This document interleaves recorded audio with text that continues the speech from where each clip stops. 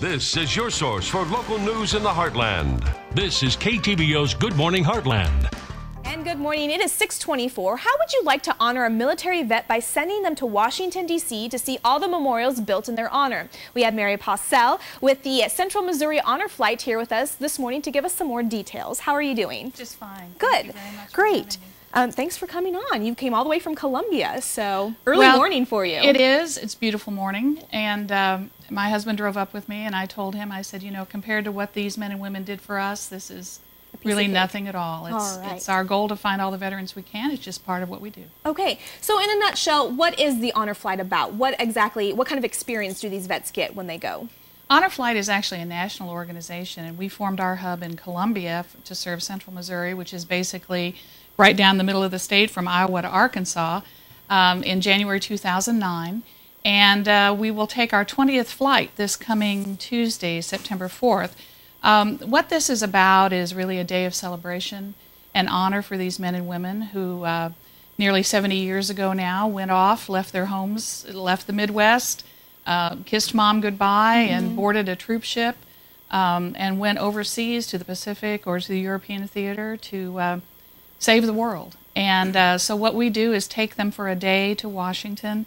It's a one-day trip. We don't stay overnight. It's a long day, but they do very well.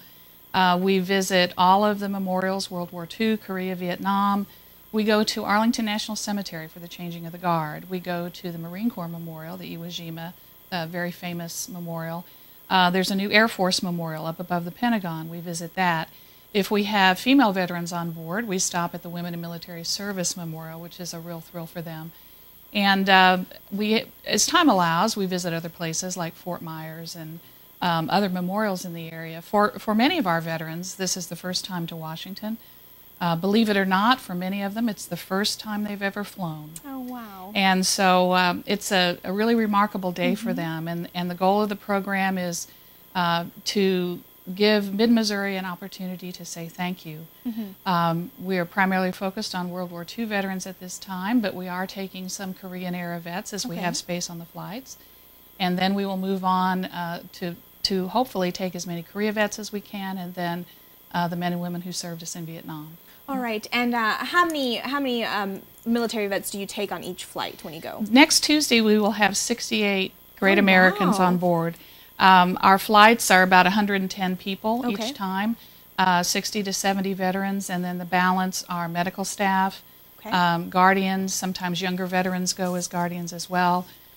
We're equipped for nearly any situation.